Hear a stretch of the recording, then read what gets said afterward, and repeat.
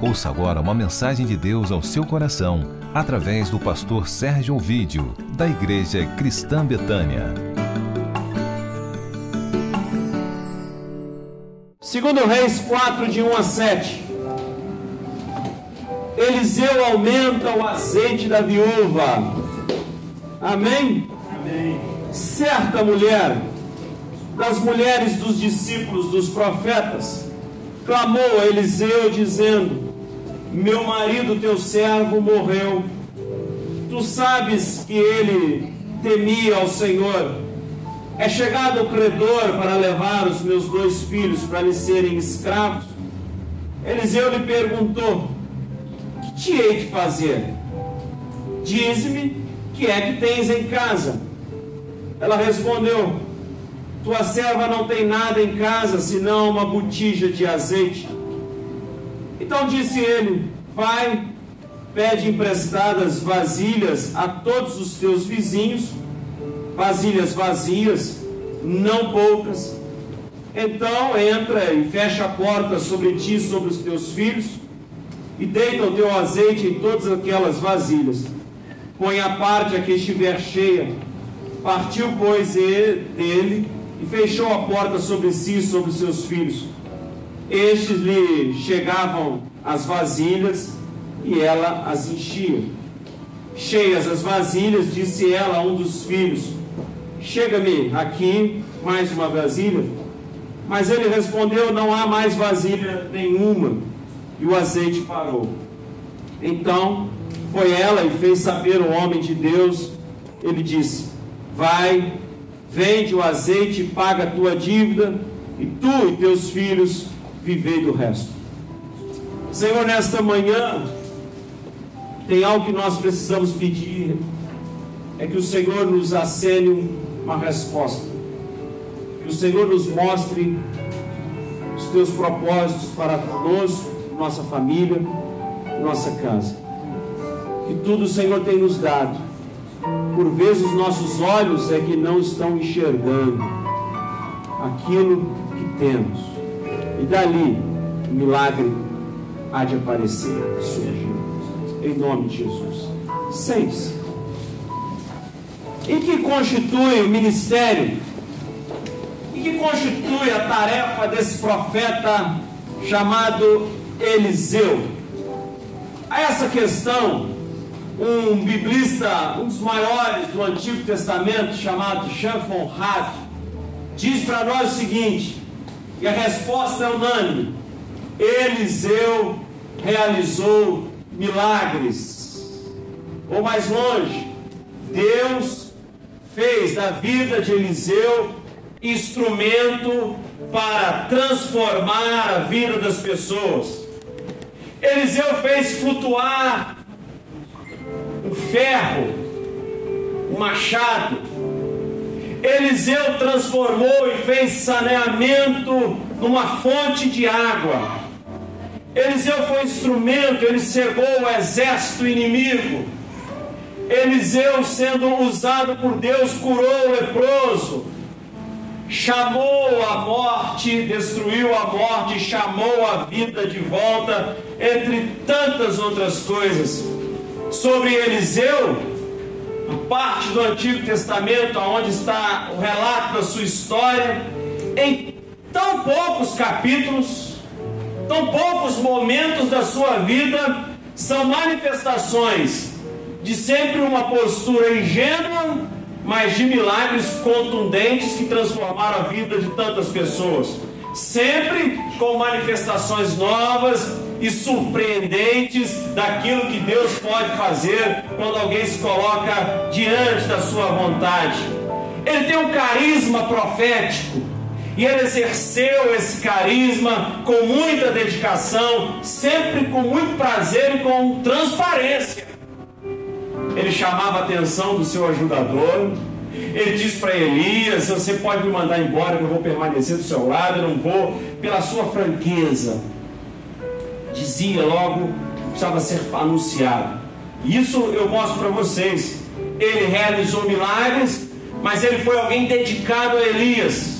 Capítulo 2, nós olhamos a cena que mostra Eliseu discípulo de seu mestre, apesar de ser desobediente. Sempre que Eliseu dizia, vou ficar aqui, sempre que Elias anunciava a Eliseu que deveria seguir o seu caminho e se distanciar, Eliseu dizia, eu vou ficar do seu lado. Se afaste de mim, Eliseu, vou permanecer aqui. Por isso, é uma forma de Eliseu afirmar para nós, com a frase linda que ele colocou para o seu mestre Elias: tão certo como vive o Senhor e como vive a tua alma, eu não te deixarei. Você pode me mandar embora, mas eu não te deixarei.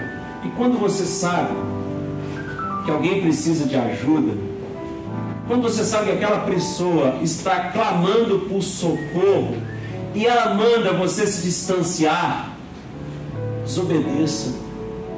Desobedeça para o bem.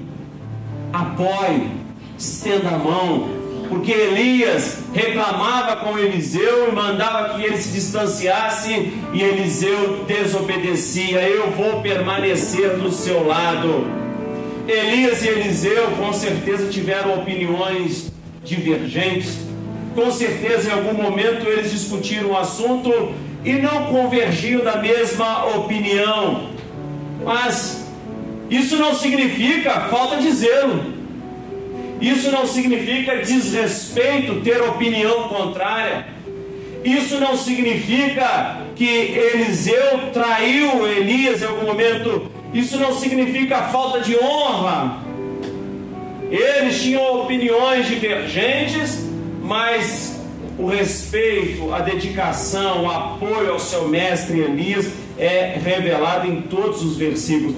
E percebemos isso na sua dedicação a Elias, seu empenho em estar ao lado do profeta Elias, o sentimento de honra, o sentimento de dedicação que Eliseu tinha por Elias, a gente nota em cada versículo. E foram fatores que contribuíram para o quê? Para que Eliseu recebesse porção dobrada do Espírito. Afaste-se de mim, tão certo como vive o Senhor e a tua alma, eu não te deixarei, permanecerei do seu lado.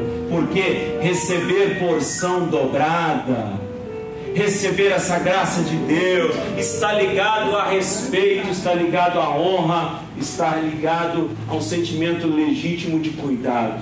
E agora, Eliseu está diante de uma viúva com pouco azeite, e ela clamou a Eliseu por um socorro, clamou a Eliseu para que respondesse aos seus anseios. É como se estivesse clamando a Deus, pedindo que ele viesse com providência. E o clamor, eu não falo de declamar, eu falo de clamar junto, eu falo de gesto, eu falo de atitude, eu falo de posição. Essa mulher, ela coloca com clareza a sua condição, ela revela o que está no âmago, no recôndito da sua alma, ela mostra o momento triste que ela está atravessando. Chamou o profeta e anunciou-lhe: meu marido, teu servo, morreu, e eu não tenho comida, e eu não tenho como resolver as questões da minha casa.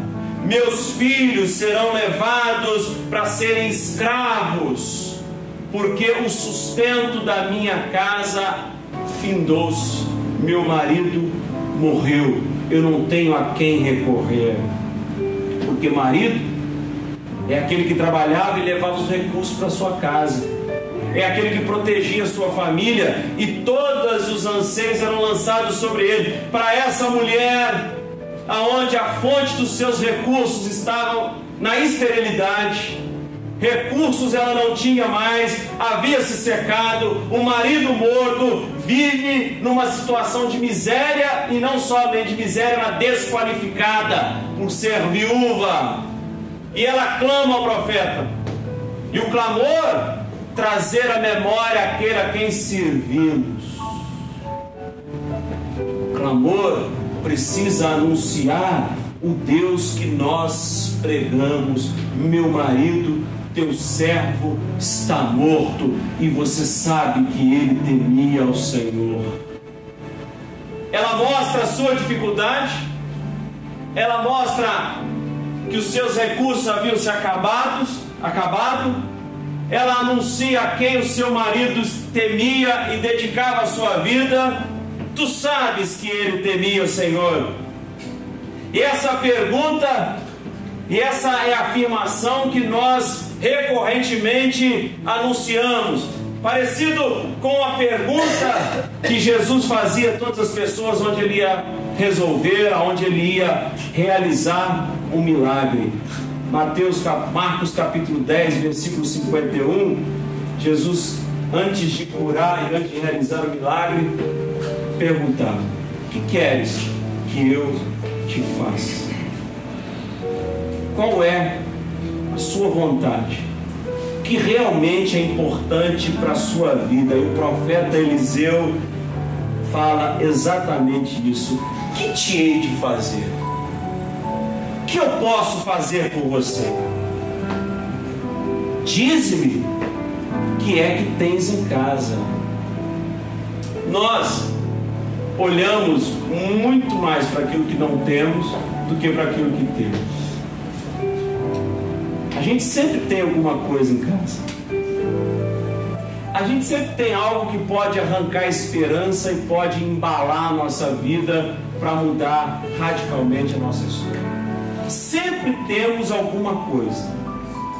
Mas a confusão, as dificuldades, as contradições que nós vivemos, fechamos os olhos para aquilo que realmente pode trazer significado. E por vezes é um negócio tão irrelevante, tão banal, tão fútil, mas dali Deus pode transformar a nossa vida. O que te hei de fazer? O que você tem em casa? Ele tenta, como Jesus, lançar a mulher para dentro dela mesma, para que ela encontre as suas respostas. Diz o cantor popular que as respostas estão no chão. Você tropeça e acha a solução. Para que ela encontre por ela mesma.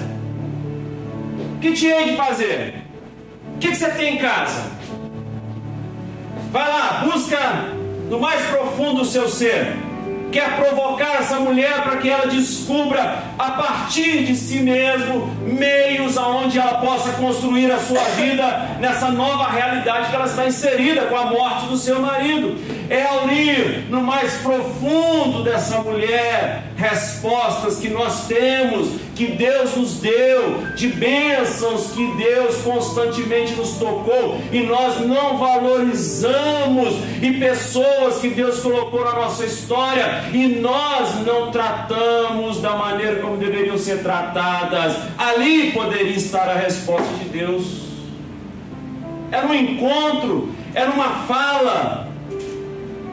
O rapaz que limpa a igreja não serve essa igreja. Deus toca na feira de São Cristóvão e falou comigo. Eu falei com ele: rapaz, Deus está te usando para falar comigo. Pastor, eu tenho que ir lá, eu sou sanfoneiro lá. Eu falei: não, Deus está te usando, rapaz. Deus está mandando uma mensagem através da sua vida. A gente precisa abrir os ouvidos para isso, que Deus está usando as pessoas para que ela percebesse a sua condição, para que ela percebesse a sua vida, e uma questão de autoconhecimento. O que você tem em casa? Pare de reclamar das coisas que você tem em casa, porque Deus te deu e vai te dar muitas outras coisas. O momento é de agradecer. A gente sofre muito pelas coisas que nós não temos. E nós sofremos, não é porque temos poucas coisas, é porque nós vivemos fora da nossa realidade. A gente sempre tem algo a mais. O que você tem? Fale-me o que você tem. Você tem alguma coisa? Não é possível. Nas suas mãos, no seu pensamento, no seu coração, tem alguma coisa. Tem algo. Eu tenho certeza disso. Profeta, o seu marido morreu, mas o que eu vou te fazer? O que eu vou fazer por você? Você tem alguma coisa em casa, não tem? Ainda que seja insignificante. Tem que você olhe para aquilo e fale: desse mato não sai coelho, né? Daí não tem nada, não vou conseguir mudar a minha vida. Deus pode transformar e realizar grandes milagres através do que você tem hoje. Imperceptíveis. Coisas que para você são banalidades. Por isso que você tem.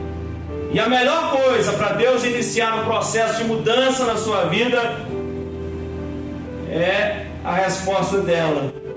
E a nossa resposta geralmente é qual? Não tenho nada. O que você tem em casa? Não tenho nada. A minha vida está um trapo. Eu não tenho nada. E além de não ter nada, não tem ninguém que possa me ajudar. Então eu estou mal mesmo. Estou pior que essa viúva. Muitos sofrem, não vencem, porque não conseguem enfrentar a sua realidade, as suas limitações, seus momentos difíceis, estão sofrendo porque não encaram essa realidade. E como a mulher, nós anunciamos sem pensar: não tenho nada. Aí a gente para um pouquinho, pensa e fala: se não, uma botija de azeite que está no canto perdida. Se não, uma botija de azeite. É isso. Fala assim para você mesmo: é isso. É isso. O que você tem em casa? Pensa agora. O que você tem em você? O que você tem na sua vida? Fala assim. Pensa o que você tem e diz o seguinte: é isso. E eu não tinha percebido até esse momento. Que é isso. O que nós temos? Temos essa igreja linda, espaço maravilhoso. Quem chega aqui não imagina que aqui tem uma igreja. Falei para vocês: Barão do Flamengo nunca mais vai ser a mesma rua. E olha o que nós temos. A gente estava discutindo ontem sobre a igreja humilde, simples, e aí a gente às vezes não sabe o que é uma igreja que passa dificuldade mesmo, que canta debaixo da árvore, do pé de jambo, com violão de Tajima. Olha, nem é o melhor, mas não vão ter o Tajima. Não tem uma TV dessa de 55 polegadas. Olha, então a gente precisa dizer para Deus o seguinte: é isso que nós temos, e muito obrigado por isso. E é o melhor que nós temos. E Deus vai dar o melhor. É isso. Não adianta esticar muito, porque vai romper. Tudo tem seu tempo determinado. E a gente tem que valorizar cada momento da vida. Então eu tenho lá uma botija. É isso, essa botija desprezada, esquecida num canto qualquer, é que será responsável pela chegada do milagre de Deus. Uma botija desprezada será a responsável para a chegada do milagre de Deus. O conselho foi: vai, você tem uma botija, pede emprestado vasilhas a todos os seus vizinhos, vasilhas vazias, não poucas. Sabe o que eu aprendo com isso, que essa viúva nos ensina? Vai e pede aos seus vizinhos, o profeta nos mostra, vasilhas vazias, não poucas. A gente pode perder muita coisa. Podemos perder bens, fazendas, como eu experimentei isso na minha própria família, carros, viagens. A gente pode perder muitas coisas, menos os amigos, a família e a credibilidade. Sempre falo com vocês: um dia que a gente perceber que não vai conseguir pagar esse aluguel, a primeira coisa que eu vou fazer vai pegar o elevador, subir e falar com o Simar: muito obrigado. Antes de ficar devendo, a gente já quer te entregar, porque esse mês não vai dar. Graças a Deus, quando chega dia 5, aí ela deixou um pouquinho para o dia 10, a gente honra. Mas no dia que acontecer, não vão deixar para o mês que vem que a gente vai conseguir, não. Porque a gente pode perder muita coisa, perder até o espaço, mas nós não podemos perder os amigos, a família e a credibilidade. Vai e pede emprestado vasilhas aos seus vizinhos, vasilhas vazias, não poucas. Perdeu o marido, mas não perdeu o crédito, mas não perdeu a fala. Vai lá e pede aos seus vizinhos emprestados, porque quem pede emprestado precisa de crédito para devolver as vasilhas. E a maior parte das narrativas de Eliseu apresenta essa relação com os chamados seus discípulos, seus profetas, pessoas que viviam agrupadas em comunidades, em clãs, e eles ficavam reunidos. E vizinho sabe tudo da vida do outro, né? Sabe o que está passando, até para quem você deve, ele sabe. Vai lá e pede emprestado. Pede-se emprestado e alcança empréstimo quem tem credibilidade. Não perca isso, porque é revelar o testemunho de Deus, a promessa de Deus. Eu sei que em alguns momentos da vida entramos numa roda que parece não ter fim, num caminho que parece não ter retorno, e que vamos nos afundando em dívidas. Até o Fernando Pessoa conta isso no poema Linha Reta. Eu peço emprestado e não pago os meus amigos.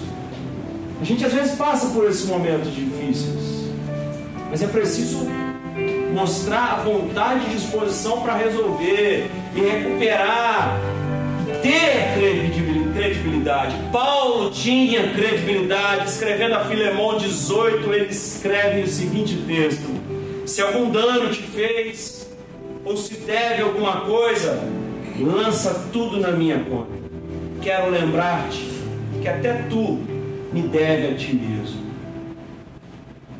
Às vezes confundimos, só pensamos em pedir dinheiro, solução para as pessoas, achando que dinheiro vai resolver. Não vai resolver. Vai pedir hoje, mês que vem pedir de novo, e depois vai acostumar. E a primeira vez que você negar, você vai arrumar um inimigo, porque não é dinheiro que vai resolver. Eliseu não falou com essa mulher: eu vou ali no ciclo dos profetas, vou fazer um empréstimo no banco dos profetas, e você leva para sua casa e vive isso. Não. O que você tem em casa? Nada. Não, peraí, tem uma botija. É isso, minha senhora, essa botija. O que aquele paralítico na porta do templo está pedindo? Esmola. Para amanhã esmolar de novo. E os discípulos falaram com ele: não temos ouro, não temos prata, o que temos é Jesus. Porque não é dinheiro que vai resolver.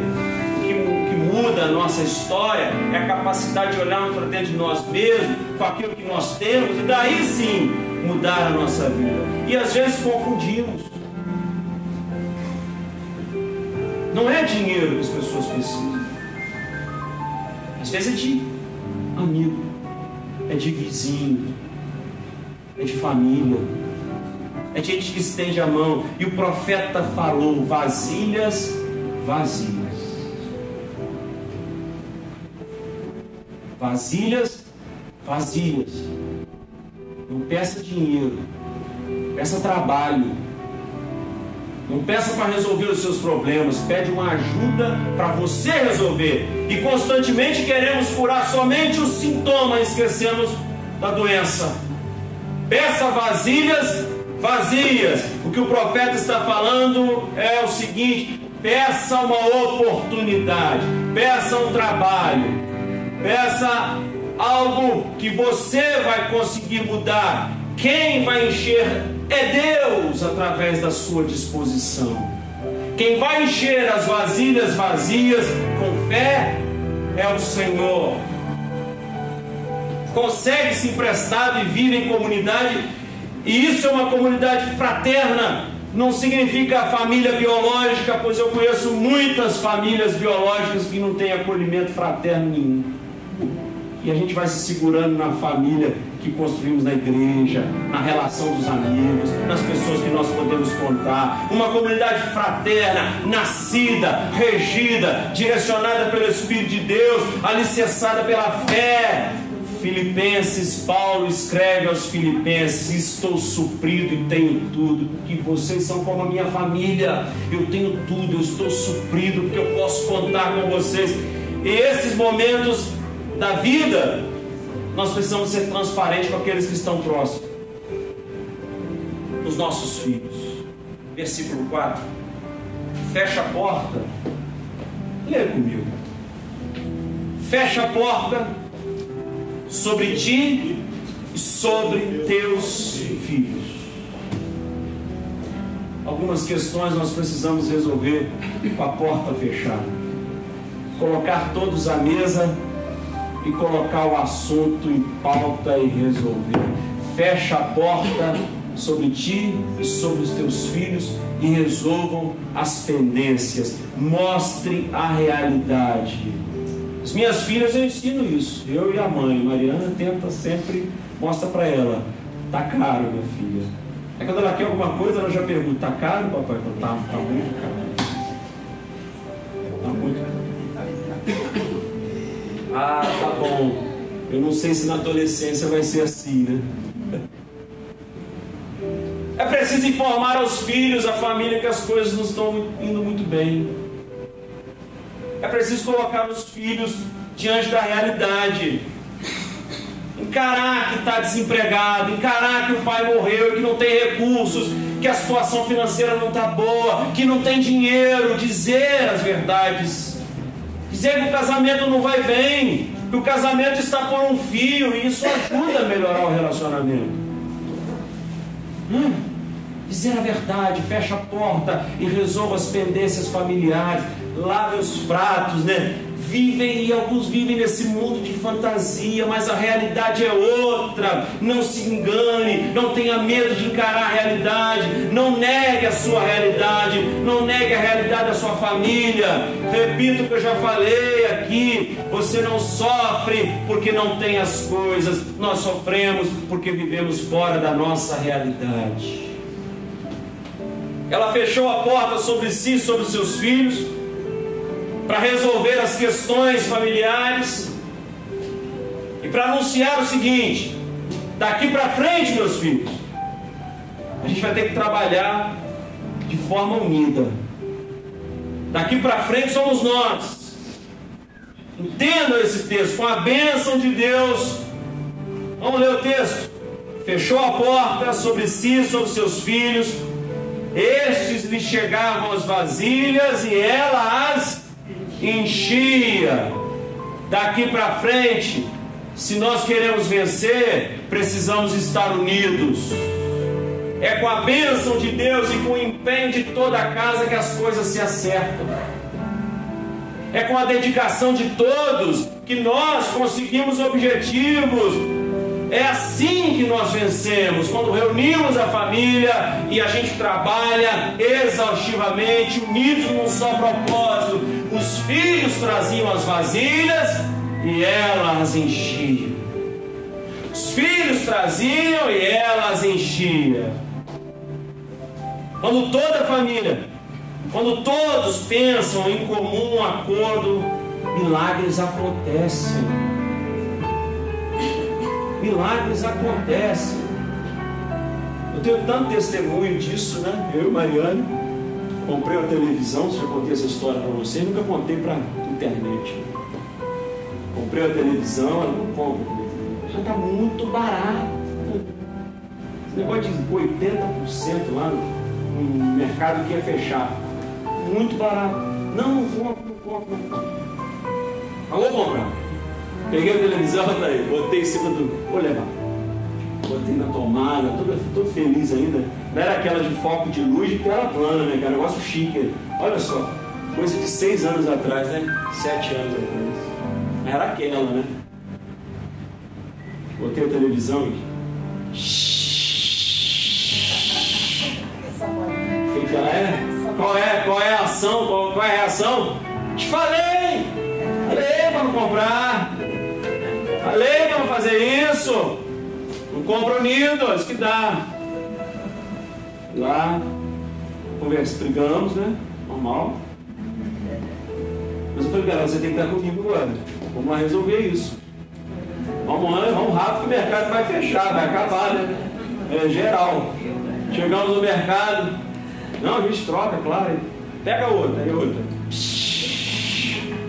A segunda, aí o gerente, não, a terceira vai dar certo. Aí, não, meu, tem que abrir. Abriu a terceira televisão, botou na tomada. Aí o cara acha que essa série toda tá com defeito. Falei, então escolhe outra. Falei, Mariana, a gente tem que estar junto. Ou seja, depois que a gente se uniu, conseguimos até uma televisão melhor. É assim que funciona.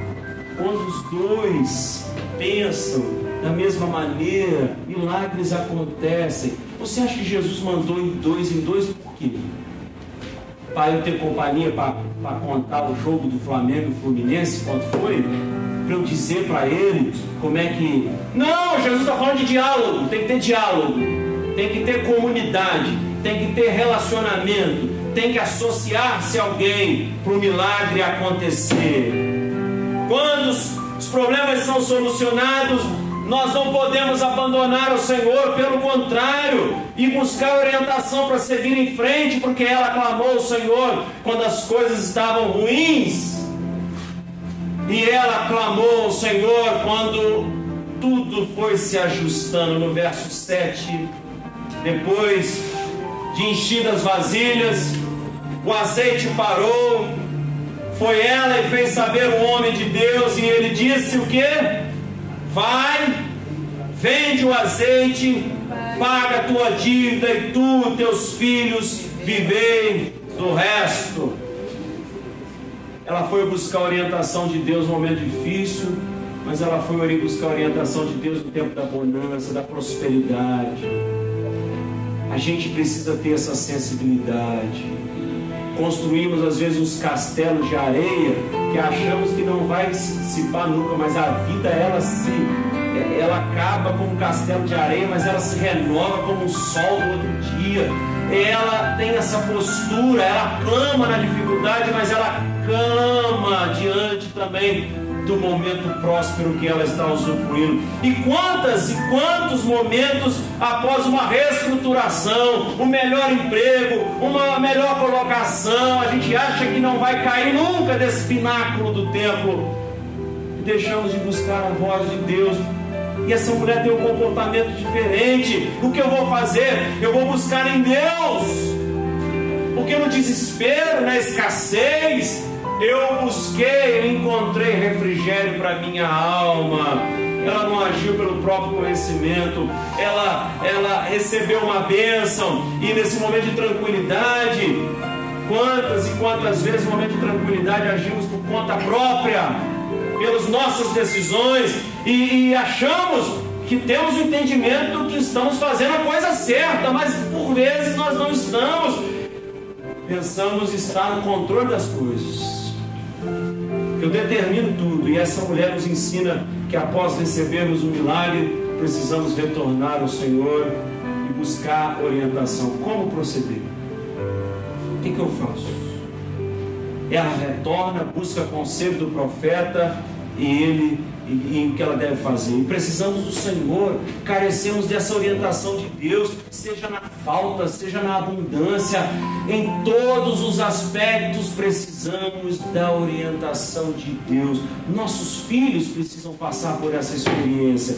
Se os nossos filhos, se as pessoas que nós amamos precisam saber da realidade quando estamos no momento de dificuldade, eles também precisam saber quando estamos no momento de fartura, de prosperidade, e que buscamos orientação de Deus.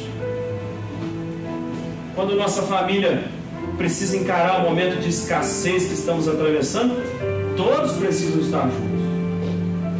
Mas a prosperidade também. Todos precisam saber. Nossos filhos, nossa casa, nossos amigos precisam saber o seguinte: nós buscamos orientação no Senhor em todos os momentos da nossa vida. Na saúde ou enfermo, rico ou pobre, e principalmente quando estamos gozando de certa abundância, de certa prosperidade. A orientação do profeta foi o seguinte: vai, vende o azeite, paga a tua dívida, tu e teus filhos vivei do resto. Quero te dizer nessa manhã, para você que me ouve, para a sua vida, para a sua família, não vai faltar nada na sua casa. Não vai faltar nada. E o Senhor é quem garante pão na sua mesa. Quando nós dormimos, o Senhor está trabalhando a nosso favor. Nada vai te faltar. É o que o profeta está dizendo para essa viúva: vende o azeite com que aquilo que você conseguiu do seu trabalho e vivei do resto. Se Deus não te deu tudo que você queria, porque Ele tem algo melhor para você. Espera, pois, pelo Senhor teu Deus, espera, porque Ele tem algo muito melhor. Vamos orar, fique de pé, por gentileza.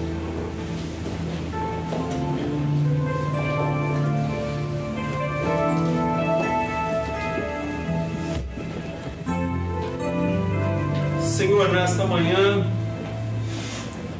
ensina-nos a ter o comportamento dessa mulher, em clamar pelo teu socorro, em clamar pela tua bênção.